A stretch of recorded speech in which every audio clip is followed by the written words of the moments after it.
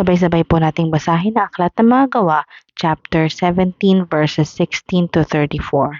Habang sina Silas at Timoteo hinihintay ni Pablo sa Atenas, napansin niyang puno ng mga Diyos-Diyosan ang lungsod. Labis niya ikinalungkot iyon kaya't nakipagpaliwanagan siya sa loob ng mga sinagoga roon, sa mga Hudyo at sa mga debotong tao, at sa sinumang makatagpo niya sa liwasang bayan araw-araw. Subalit nakipagtalo sa kanya ang ilang pilosopong Epikuryo at Estoiko.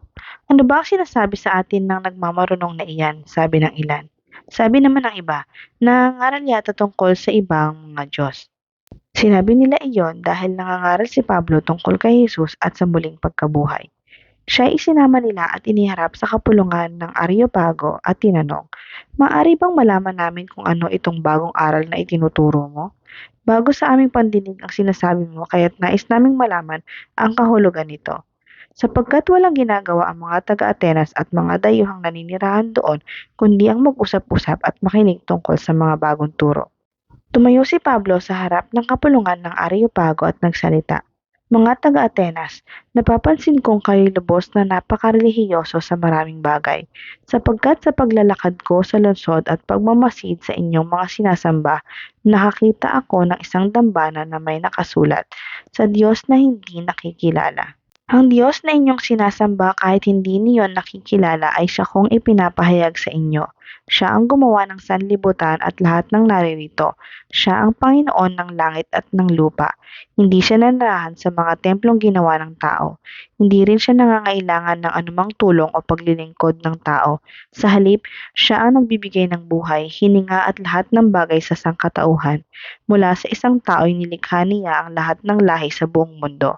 Itinakda niya sa simula't simula pa ang kani-kanilang panahon at hangganan. Ginawa niya iyon upang hanapin nila ang Diyos. Baka sakaling sa kanilang paghahanap, siya ay matagpuan nila. Ang totoo, hindi naman siya talagang malayo sa bawat isa sa atin sapagkat hawak niya ang ating buhay, pagkilos at pagkatao. Tulad ng sinabi ng ilan ninyong mga makata, tayo nga'y mga anak niya. Sapagkat tayo'y mga anak ng Diyos, huwag nating akalaing siya ay tulad lamang ng mga larawang ginto, pilak o bato na pawang likha ng isip at kamay ng tao.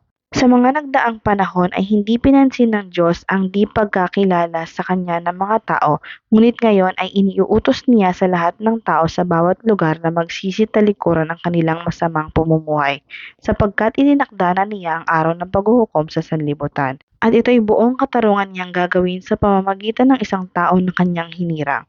Pinatunayan niya ito sa lahat ng ang taong iyon ay kanyang muling binuhay. Nang marinig nila ang sinabi ni Pablo tungkol sa muling pagkabuhay, tiniya siya ng ilan. Sabi naman ng iba, "Nais namin mapakinggan kang muli tungkol dito," at iniwan ni Pablo ang mga tao. May ilang naniwala sa kanya at nanalig sa Diyos. Kabilang dito sina Dionisio na kaanib ng kapulungang tinatawag na Areopago, isang babaeng nagngangalang Damaris at marami pang iba.